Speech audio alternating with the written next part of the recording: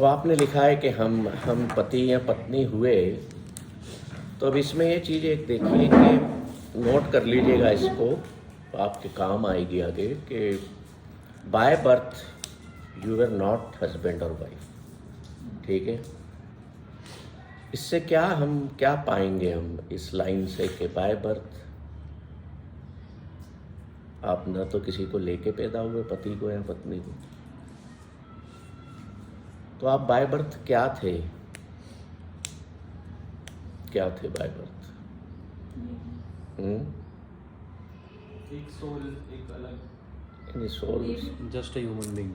Human being थे, boy या girl थे, बेबी मतलब यही थे ना बाय बर्थ, बच्चे थे ये कह लो, या ह्यूमन बीइंग थे, और क्लासिफाई करें तो कह देंगे बॉय या गर्ल है।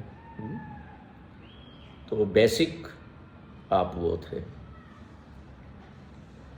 अब इसका क्या मतलब हुआ कि हम ह्यूमन बीइंग थे, तो क्या अभी नहीं है?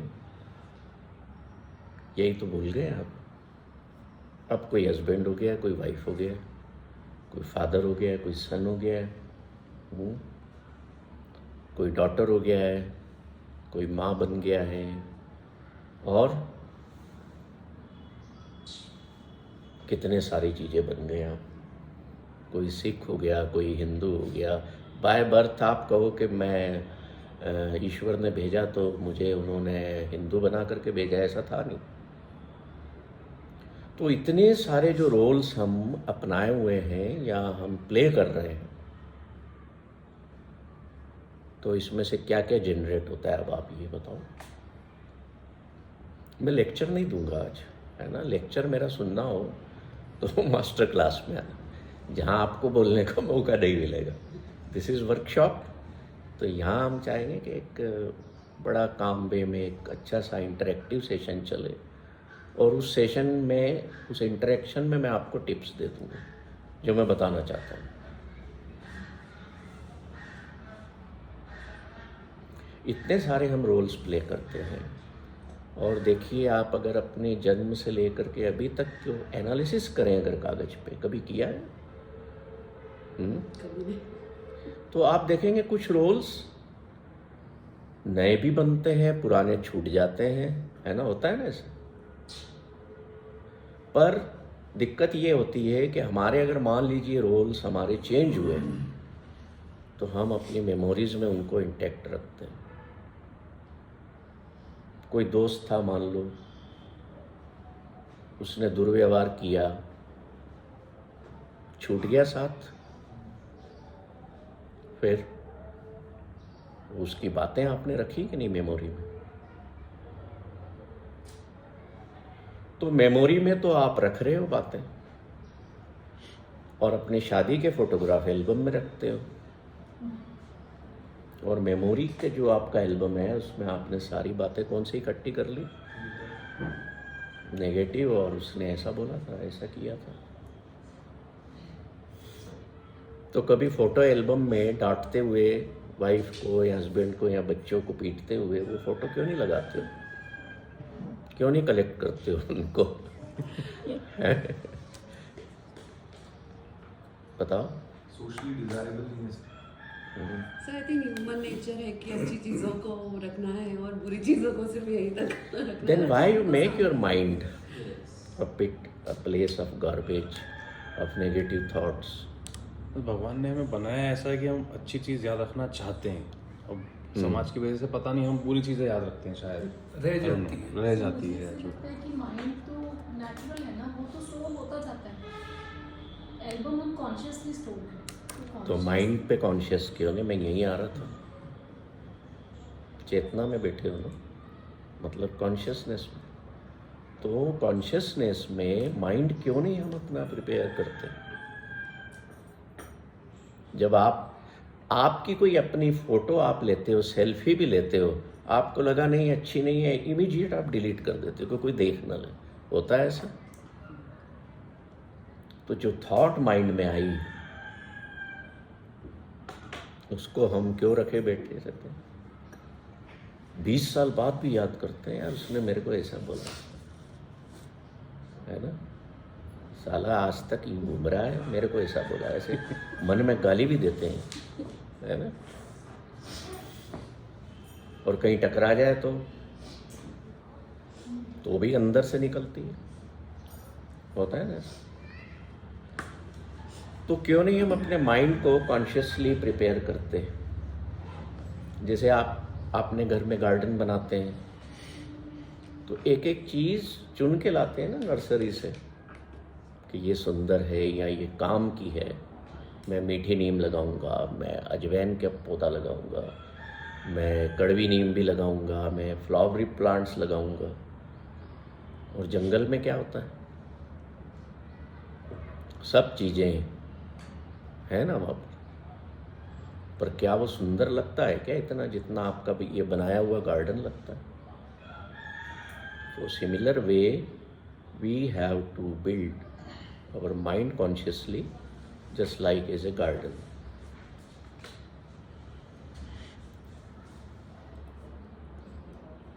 पति कौन है यहाँ पर?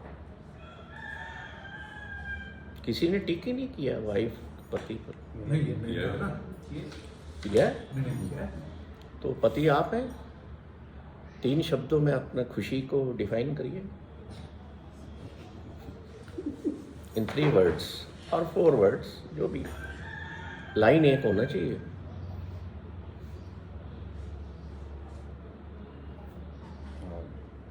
या कोई पत्नी डिफाइन कर दे कि अपनी खुशी 3-4 वर्ड्स में। देखो एक मैं सेशन में था, मैंने वहाँ पूछा किसी से, तो वहाँ पे बहुत सारे हस्बैंड वाइफ्स भी थे, है ना, 400-450 लोग होंगे वहाँ। तो एक बड़े मस्त मौला व्यक्ति थे, थोड़े से हैवी बॉडी थे। हैवी बॉडी के लोग थोड़े से मस्त होते हैं, है ना। तो वो खड़े हुए, सर मैं बताऊँ? मैंने कहा हाँ बताओ। बोले बीवी मायके गई।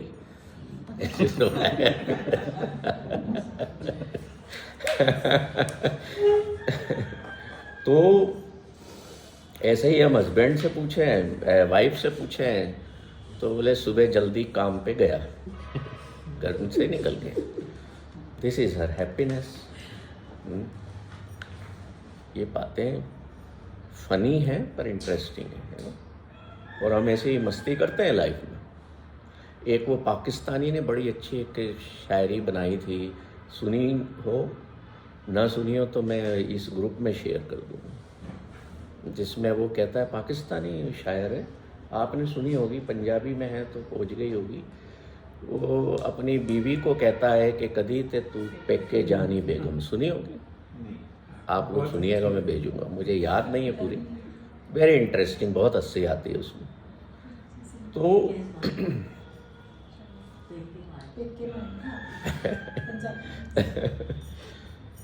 तो बात ये है कि हम जो इतने सारे रोल्स प्ले कर रहे हैं, these are known as our becomings. हम ये बन गए, इतना कुछ बन गए। जब आप इतना कुछ बनेंगे, सारा जो लिखा हुआ है ना, बताते वक्त किसी ने नहीं बोला कि मैं वुमन बीइंग हूँ या मैं मैन हूँ या मैं वुमन हूँ, यहाँ नहीं बोला किसी ने, इधर तो टिक किया है ना। हमने क्या बताया? हम जो आउटर वर्ल्ड में जो हमारी आइडेंटिटी है, उसको, उससे हम स्वयं को डिफाइन कर रहे हैं, ठीक है। तो जब हम स्वयं को वर्ल्डली आइडेंटिटी से डिफाइन करेंगे तो क्या होगा? दोनों चीज़ें आएंगी, खुशी भी आएगी, दुख भी आएगा। तो वो जो खुशी आएगी, that is known as relative happiness. मतलब मान लीजिए कि मेरे पति ने कुछ अच्छा काम किया या मेरे बेटे ने कुछ अच्छा काम किया, तो मैं खुश हुआ या मैं खुश हुई, तो खुशी किसने दी? बच्चे ने दी, या पति या पत्नी या परिवार के किसी सदस्य ने दी। या पति बहुत आज पैसे कमा के ले आया, शाम को 5-10 हज़ार जेब से निकल आया, तो वाइफ खुश हो गई। या कहीं शॉपिंग पे जा रहे हैं तो खुश हो गए, किसी की शादी में जा रहे हैं, चलो 4 दिन छुट्टी, आप स्वयं खुश नहीं हो रहे हो, रिलेटिवली आप खुश हो रहे हो। और जो रिलेटिव हैप्पीनेस होती है ये टेम्परेरी होती है ना। बच्चा है, बच्चा अच्छा स्कोर ले आया या स्कोर अच्छा ना लेके आया तो सफरिंग क्रिएट हो गई, दैट इज आल्सो रिलेटिव। तो आप रिलेशंस में हैं तो रिलेटिव हैप्पीनेस, रिलेटिव सैडनेस ये आपको मिलती रहेगी।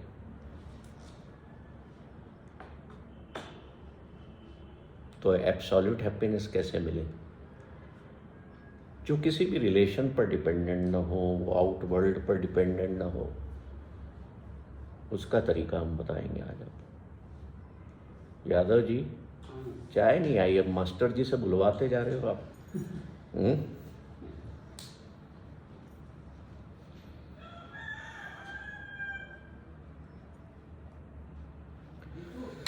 Bye birth we are beings.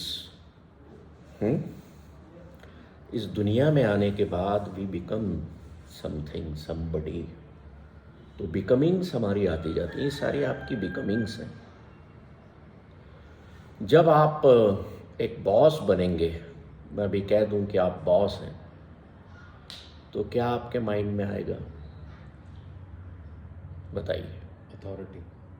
Authority और रिस्पॉन्सिबिलिटी, लीडरशिप, सक्सेस, विजन या मिशन। Yes yes. और क्या क्या आएगा? ये भी आएगा शायद कि आपके अंडर में जो लोग वर्क कर रहे हैं दे आर डूइंग प्रॉपरली और नॉट। अब आप बॉस हैं तो अब आप ऑटोक्रेटिक बॉस भी हो सकते हैं, डेमोक्रेटिक भी हो सकते हैं, कई तरीके के हो सकते हैं। तो जब मैं कहता हूं कि आप बॉस हैं, when you are focused on that role only, तो ऐसा लगता है आपको कि बाकी के रोल्स आप थोड़ी देर के लिए छूट गए? लगता है? कितना % लगता है? मैं कह दूं कि आप डॉक्टर हैं और मरीज के सामने बैठे हैं, है ना, तो उतनी देर आप वाइफ को भूल गए कि नहीं भूले? फोकस उस पे रह जाता है। समझना इस पॉइंट को, जी, है ना। भूले उतनी देर? आप काम पे गए हैं, परिवार को भूले उतनी देर, है ना। तो क्या हुआ, फैमिली के साथ जो रिलेटिविटी थी वो वहाँ ब्रेक हो गई। किसके साथ जुड़ गई? वर्क, या वहाँ जो आपका जो कॉरपोरेट के जो मेंबर्स हैं, बॉसेस हैं, सबऑर्डिनेट्स हैं, उनके साथ जुड़ गए। तो दिन भर यही होता है, जहाँ जिसके साथ बैठे वहाँ थोड़ी सी देर के लिए पीछे जिनके साथ बैठे थे वो भूले हम। होता है कि नहीं ऐसा? क्या कभी ऐसे हो सकता है कि ये सारी चीज़ों को हम भूल जाएं?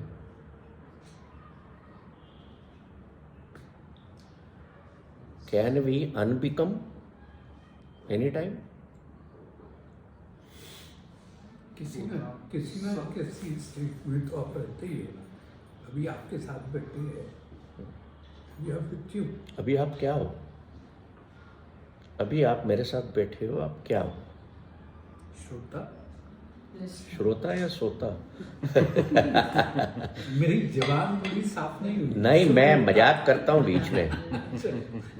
क्या है, अगर हम आपको हंसाएंगे भी नहीं ना, थोड़ा सा फनी मूड में भी नहीं रखेंगे, तो आपकी बोरियत का भी तो ध्यान रखना है ना। दिस इज नॉट ए वो ऑटोक्रेटिक टाइप ऑफ क्लास। सच में सोता मैं सो जाता था क्लास में, तो इसलिए मुझे याद आ गया, श्रोता और सोता दो ही तो होते हैं स्टूडेंट्स, दो तरह के। कई आप देखिए प्रोग्राम्स में लोग आते हैं सो जाते हैं, तो मैं कहता हूँ मत उठाना इनको, सोने दो, आज तो नींद आई है इनको, है ना। तो चैन की नींद ले लेने दो। मैं बोल रहा हूँ और कोई चैन की नींद ले रहा है, कितनी अच्छी बात है। मामा जी जरा पानी इसमें डाल देना। तो अभी आप कहा आपने श्रोता हैं, ठीक है। अगर मैं टीचर हूं तो आप स्टूडेंट हैं, अगेन रिलेटिविटी है ना। तो अभी आप स्टूडेंट हैं फॉर दिस 1 आवर पीरियड, आप स्टूडेंट हैं, आप श्रोता हैं, या आप ये भी कह लो कि मैं देख भी तो रहा हूँ, व्यूअर भी, वॉचर भी हूँ, पार्टिसिपेंट भी हूँ। तो हमारा रोल, कहने का मतलब ये है कि हमारा रोल बदलता रहता है। तो हम इस चीज़ को ज़रूर देखें कि जो हमारे डिफरेंट रोल्स हैं वो कितनी भर दिन भर में हम कितनी बार चेंज होते हैं।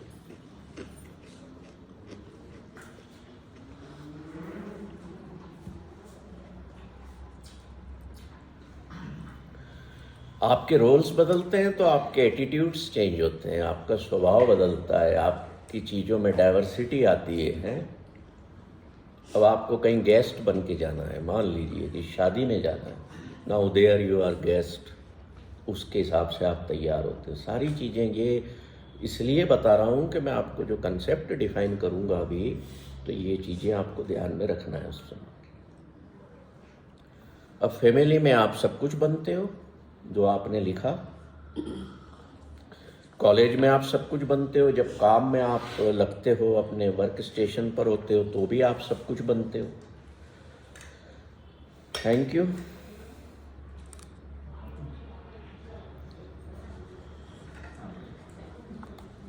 Thank you.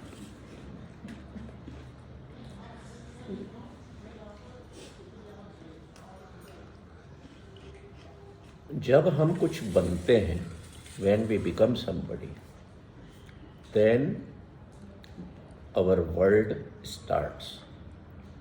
मान लीजिए निखिल जो है वो हस्बैंड बने तो उनकी एक नई दुनिया शुरू हो गई। ऐसे ही आप कुछ भी बनते हो, आप डॉक्टर बनते हो अपने क्लिनिक पर, आपका a new world starts there. होता है कि नहीं? वहाँ डॉक्टर्स होते हैं, असिस्टेंट्स होते हैं, पेशेंट्स होते हैं। जो आप बनेंगे वैसा एक नया वर्ल्ड आपका तैयार हो जाएगा, ठीक है।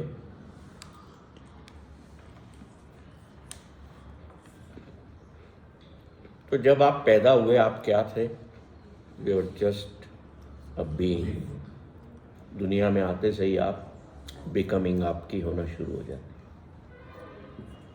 अब हमें जो फैमिली हैप्पीनेस की हमने बात की, अब हम केवल फैमिली पर फोकस करेंगे। फैमिली में हम जो अपने अपने रोल्स प्ले करते हैं, उनमें से कभी आप निकल पाते हैं किसी रोल में से? मान लीजिए आप मदर हैं, या आप फादर हैं, या आप हस्बैंड हैं, तो उसमें से कब बाहर आ पाते हैं उस रोल में से?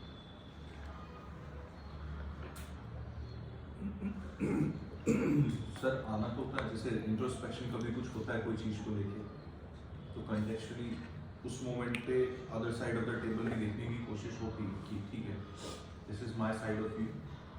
एक बार हम दूसरे की पिक्चर भी देखें या उसके चश्मे से भी चीज़ें देखें, तो फॉर दैट मोमेंट थोड़ा सा अपनी जगह से, अपने थॉट प्रोसेस से हटते हैं।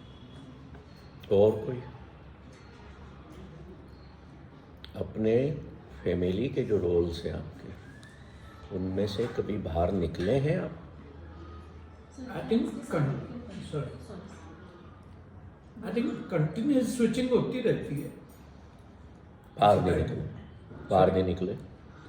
हाँ, आई थिंक स्विच ओवर होता है। स्विच ओवर होते हैं, बाहर नहीं निकलते। बाहर नहीं निकलते। आप क्या कह रहे हैं?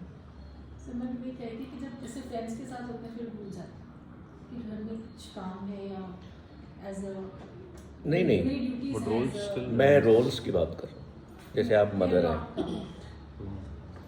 मुझे लगता है जब वो संबंध विच्छेद हो जाता है किसी भी कारण से, तब शायद आप उस रोल से बाहर हो जाते हैं। तो माइंड से निकल जाता है। सोशली कुछ रोल से बाहर आ जाते हैं। आप मान लो आप हस्बैंड हैं, माफ़ करना ये समझाने के लिए आप पर नहीं है, आप हस्बैंड हैं, आपका डाइवोर्स हो गया, आपने फिर से रीमैरिज कर ली, तो आप वापस हस्बैंड हो गए ना। मैं खैर उसको दूसरे रिलेशन से जोड़ या रहा हूँ। आप घर से दूर हैं, दिल दिमाग कहाँ है, घर में है, वाइफ के बारे में, बच्चों के बारे में दिन भर चलते हैं ख्यालात। मेरा ये कहना है कि ये क्वेश्चन जो है इनके आंसर आसान नहीं है, पर how to unbecome from your these roles.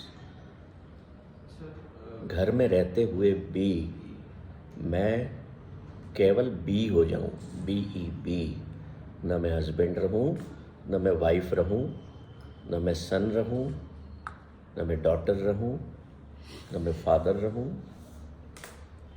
Have you given thought on it? कैसे संभव है? जरूरी है क्या घर में आप रह रहे हैं तो आपको हमेशा एक बाप बन के रहना है, या हस्बैंड बन के रहना है, या वाइफ बन के रहना है? Is it necessary? So next question I guess will be, is it socially acceptable? मैं तो वर्ल्ड में आया ही नहीं ना, मैं तो घर की बात कर रहा हूँ। मैं घर की बात कर रहा हूँ कि उस समय फिर is it homely acceptable? आप बताइए। Because then thought process change और आपके आसपास फिर आपके एक्शन पे फिर रिएक्शंस भी आएंगे, may it be mental action or may it be physical action. देखिए, बीइंग और बिकमिंग के डिफरेंस को समझिए, है ना। आप अपनी जगह सही हो सकते हैं। When you are just a be, you are consider yourself as nobody, you are nothing. You will have no worries, no past memories. तो फिर क्या होंगे आप? You will be you only. And when you will be you only, then you will get absolute happiness in life. कहते हैं ना आपको लोग कि आप स्वयं से कभी जुड़ते हो क्या? स्वयं के साथ एक हुए क्या कभी? नहीं होते हम। Follow-up question. So when we think of becoming nobody, there is part of us who always keep on reminding us that at least we are somebody.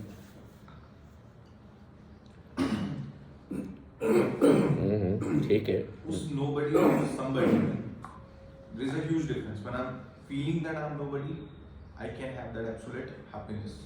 But अगर वो momentarily भी वो somebody पे चला जाएगा, तो I may feel lonely.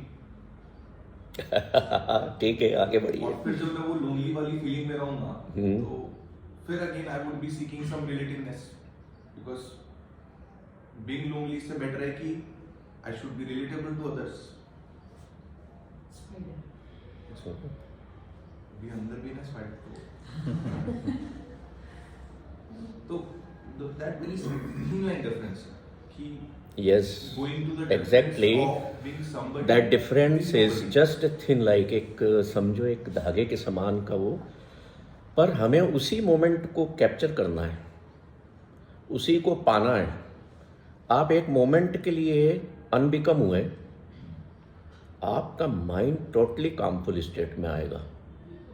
और अगर ये प्रैक्टिस बनना शुरू हुई, जैसे मैं घंटों अनबिकम होकर बैठ जाता हूँ, सर फिर तो मैं किसी को बॉदर ही नहीं करूँगी। ना मैं किसी को बादर करूँगा, ना परेशान करूँगा, ना कोई मुझे करेगा।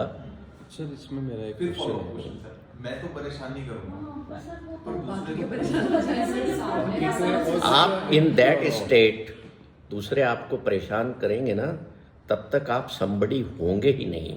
परेशानी तभी आएगी जब आप हस्बैंड हो गए। सर लेकिन ऐसे लगेगा ये तो सेल्फिश हो रही है। हाँ, ये बारे में मैं सोच एक सकते सर हैं। एक और भी चीज़ है कि जैसे हाँ, हम लोग ठीक जब है। भी जी। जो भी रिलेशंस है, जिससे मैं अपने आप को फॉर टाइम बिंग डिटैच कर रहा हूँ rather, तो उस रिलेशन का बनने का मकसद ये है कि मेरी कुछ रिस्पॉन्सिबिलिटी है उस रिलेशन के प्रति। लेकिन जैसे मेरी वाइफ है, मेरा बच्चा है, अब अगर मैं फॉर टाइम बिंग सोच लूँ कि मैं हूँ और बाकी सब ठीक है, तो मेरी रिस्पॉन्सिबिलिटी उसकी तरफ जो है, धीरे धीरे वो ऐसा ना हो कि मैं उससे भाग जाऊँ या दूर हो जाऊँ।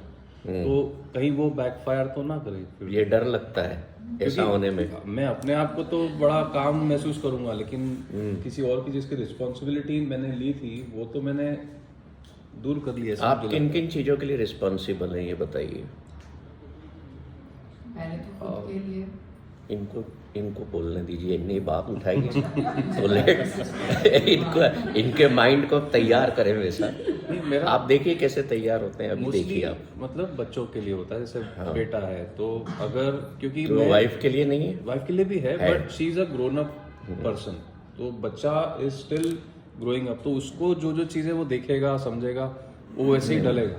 तो अगर मैं दिन में जो कर रहा हूँ उसको ही वो एज अ बोलते हैं ना कि मॉडल वो अपने सामने रखेगा। तो वाइफ को ठीक है, वाइफ कैन अंडरस्टैंड कि भाई ये परेशान है, आप बैठा हुआ है, ठीक है छोड़ दो। लेकिन बच्चा नहीं समझ सकता। बच्चा धीरे धीरे फिर वो सोचेगा कि मेरे फादर को मुझसे अटैचमेंट ही नहीं है, या फिर आगे जाके शायद वो ही डिटैच हो जाए आपसे जब आप चाहो कि वो अटैच हो आपसे। सर जो आपने सुकून वाली चीज़ कही, तो एक्चुअली मैंने ही लिखा था वो सुकून वाली चीज़, क्योंकि शादी के पहले मैंने इनको ये चीज़ बोली थी कि मैं थोड़ा सा अलग इंसान हूँ, और कई लोग उसको सेल्फिश बोलते हैं, एग्जैक्टली जो वर्ड अभी इन्होंने यूज़ किया कि मैं थोड़ा सा कभी मुझे स्पेस चाहिए या मुझे अपने लिए समय चाहिए, उस टाइम कोई मैग ना करे। तो जो इनसे एक्सपेक्टेशन थी मैंने ये बोली थी कि उस समय don't be a nagging wife और अ पेस्टिंग वाइफ और इवन डिमांडिंग वाइफ। और मैं आज 21 साल बाद भी ये कह सकता हूँ, इसीलिए मैं सुकून में हूँ कि उन्होंने उस चीज़ को बिल्कुल फॉलो किया। उस समय के लिए नहीं समझ तो ऐसे डिटैच कैसे हो सकते हैं सर? थोड़ी देर के लिए एक्सपेक्ट मत करो, थोड़ी देर के लिए करो। लेकिन जो नीलेश जी कह रहे हैं exactly, because it is considered selfish. अगर हम सोसाइटी, हाँ, सेल्फ सेंटर्ड या सेल्फिश अलग अलग लेवल्स हैं।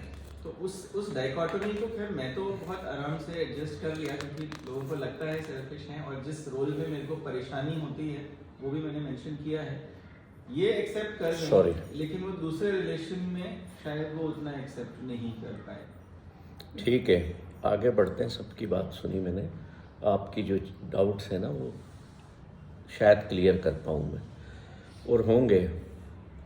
देखिए, इसको ऐसे समझिए कि बीइंग जो है that is a truth.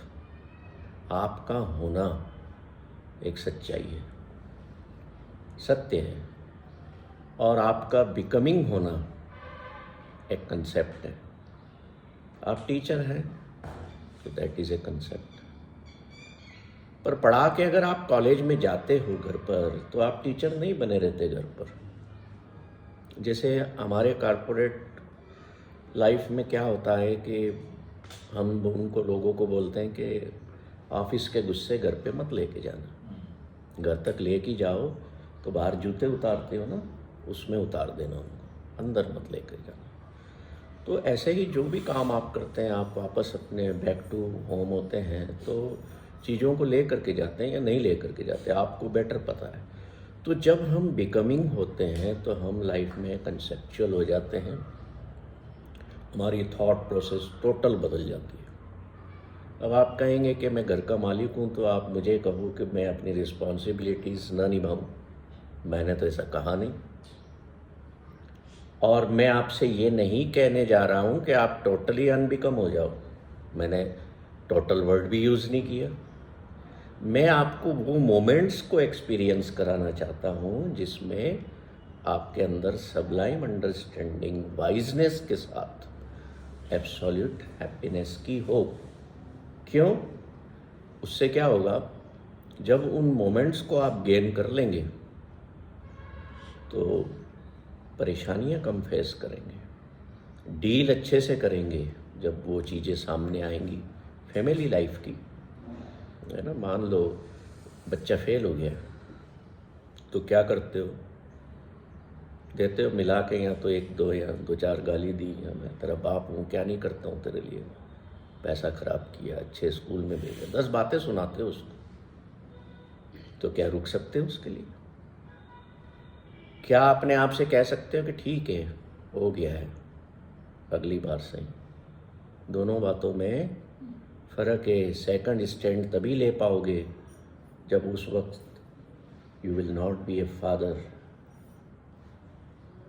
Of that son, you will be just a be and he will also be just a be. तो आप डिफरेंस देख लेना आपके ट्रीटमेंट का। That is absolute happiness. मेरा बेटा कहना नहीं मान रहा है, अगर आप कहते हो, है ना, तो उस टाइम अनबिकम फादर। मेरी वाइफ मेरे को अब्यूज कर रही है, करती हैं आजकल लेडीज। मैं मेरी मतलब मेरी बात नहीं कर रहा हूँ, सबकी कर रहा हूँ, क्योंकि मेरी वाइफ यहाँ पर बैठी है है ना। तो what at that time what I do, I unbecome, I am not an husband. Husband कैसे बने हम? अनफॉर्चुनेटली मैरिज हो गई तो हस्बैंड बन गए, और ना होती तो क्या आप हस्बैंड थे या आप वाइफ थे? नहीं थे ना, तो तब भी खुश थे। तो अब खुश क्यों नहीं? अब क्यों मीन मेक? हम मीन मेक इसीलिए निकालते हैं कि हम उस वक्त बिकमिंग में आ जाते हैं। मैं हस्बैंड हूं, तुमने सोच कैसे लिया? कभी प्रेम में पड़े हो, हस्बैंड वाइफ के रिलेशनशिप के लव में बोर हो गए हो, तो उन दो शब्दों को छोड़ के प्रेम में पड़ जाओ, नयापन आ जाएगा। That is absolute happiness. तो अनबिकमिंग ये ठीक वैसा ही है जैसे मान लो ग्रहण लगता है ना, अभी जैसे सूर्य पर ग्रहण नहीं है और लगा, तो हम क्या कहते हैं? सूर्य जो है उस पर ग्रहण लग गया, ग्रहित हो गया। कुछ टाइम बाद हटता है तो वापस अपने स्वरूप में आ जाता है ना, दैट इज बीइंग। अभी सूर्य अपने मूल स्वरूप में है, तो शादी हो गई तो आप पर ग्रहण लग गया, उसमें से बाहर आए मतलब तोड़ना नहीं, देखो मीनिंग मत गलत लेना। अनबिकम हुए कुछ देर के लिए, तो आप अपने मूल स्वरूप में वापस आए।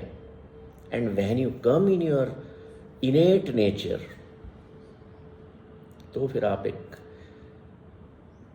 जो सबलाइन लव होता है उसके एक सोर्स बन जाते हैं। कभी अपने बच्चों को ये सोच के प्यार मत करो कि मैं फादर हूं तो प्यार करना मेरा फर्ज है। एहसान मत करो। अगर ये सोच के कर रहे हो कि मुझे ऐसे प्रेम देना है मेरे बेटे बेटी को, सोच के कर रहे हो, देना जरूरी है, तो दिल से नहीं है वो एहसान कर रहे हो आप ऐसा सोच के। ना करें कभी भी, उस वक्त भी अनबिकम हो जाए। जब दो लवर मिलते हैं क्या होते हैं? कुछ होते हैं क्या? तो कौन सा लव जनरेट कहाँ से हो जाता है? वो अनबिकमिंग के सोर्स से है, जो इनेट नेचर है हमारा। तो मैं ये नहीं कह रहा हूं कि आप हमेशा अनबिकम घर में रहो, रिस्पॉन्सिबिलिटीज ना करो, बच्चों से अटैच ना रहो। आई am not talking about that. मैं कह रहा हूं कुछ ऐसे पल जिंदगी में ईजाद करो, बैठे ही भले, कि मैं अभी जो है ना कुछ भी नहीं। Then see the beauty of your mind. इतनी खूबसूरती माइंड की बनेगी कि ना मैं पुत्र हूँ ना मैं पिता हूँ। मैंने जब पहली किताब लिखी थी ना अपनी, आज से 8-9 साल पहले, तो पहले पेज पर शायद आपने ध्यान दिया कि नहीं, मैंने ये बात लिखी थी। इस पर बहुत क्वेश्चंस आए थे, जहाँ भी किताब विदेशों में भी गई, जहाँ भी गई। मैं पढ़ के सुनाता हूँ उसको। ये जो मेरी किताब है ना, माय हैप्पीनेस, यहाँ पे जो कोर्स होता है लाइफ एंड हैप्पीनेस पर, ये सिलेबस है उसका। तो इसमें एक लिखा गया है एक जगह, पहले पेज पर ही नहीं, उसको मैंने कोट किया है। हाँ, द रियल मी, कि रियल में वास्तव में मैं क्या हूँ।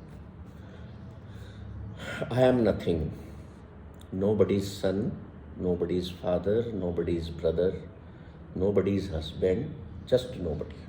ये क्यों लिखा है?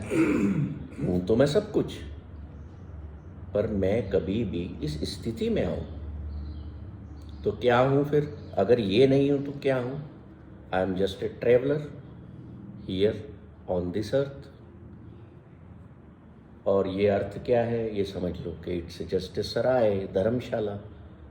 मैं यहाँ कुछ समय के लिए रुका हूँ, ठीक है? I was passing through this place, this earth, near to this earth, so thought to spend some time here. अब उस टाइम स्पेंडिंग के चक्कर में मैंने क्या किया? इतने सारे रोल ओढ़ लिए और फंस गया और उलझ गया, और अपना जो इनेट नेचर का जो है मेरा हैप्पीनेस का, उसको मैंने खो दिया। और हैप्पीनेस कहाँ ढूंढने लगा? रिलेशंस और पोजेशंस में। दुनिया दो ही चीज़ों से चलती है, एक जो आप इकट्ठा कर रहे हो और एक जो आप संबंध बना रहे हो, और इनमें मैं खुशी ढूंढने लगा। तो इनमें तो खुशी है ही नहीं, सिर्फ रिलेटिव हैप्पीनेस है। शादी है बेटे की, 6 महीने से तैयारी कर रहे हैं, होता है ऐसा, बहुत खुशी में। 4 दिन में शादी निपटी, उसके बाद क्या हुआ? 6 महीने की खुशी डल हो गई ना, कि निपट गए काम। तो वो रिलेटिव हैप्पीनेस है, साधारण शब्दों। But I am talking about absolute happiness gaining in family life makes our life happy. कैसे? थोड़ी थोड़ी देर के लिए अनबिकम होना शुरू कर दो कि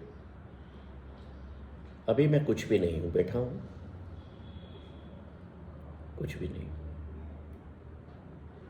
कर पाओगे? घंटों तो छोड़ो, एक मिनट, 2 मिनट, कुछ सेकंड से शुरू करना है इसको। तो क्या होगा? धीरे धीरे जब प्रैक्टिस करोगे तो धीरे धीरे वो एक्युमुलेट होने लगेगा, माइंड में सब प्रिपेयर होने लगेगा। इसका मतलब ये नहीं है कि मैं जो अकाउंटेबल हूँ, जो रिस्पॉन्सिबल हूँ, मतलब फैमिली में रह कर के ही उसमें से स्वयं को बाहर लाना। What is family? Family is a bunch of problems. तो प्रॉब्लम्स में से बाहर लाना। दिन भर में मैंने ये लाइन बोली है ना, तो दूसरी लाइन भी बोल देता हूँ, a family is where all members water each other. ये अच्छी लाइन बोल दी मैंने। खराब लाइन मैंने बोली थी कि family is group of summation of problems. तो दोनों चीज़ें हैं। तो प्रॉब्लम से बाहर आने का क्या तरीका है? पलायन करना नहीं, छोड़ना नहीं कि मैं तो जी अब परिवार को छोड़ के जा रहा हूँ ना। मैं स्वयं को विड्रॉ करता हूँ कुछ देर के लिए from my all roles, from my all relations, similarly from my all holdings, all possessions. न मैं कुछ हूँ न मेरा कुछ है।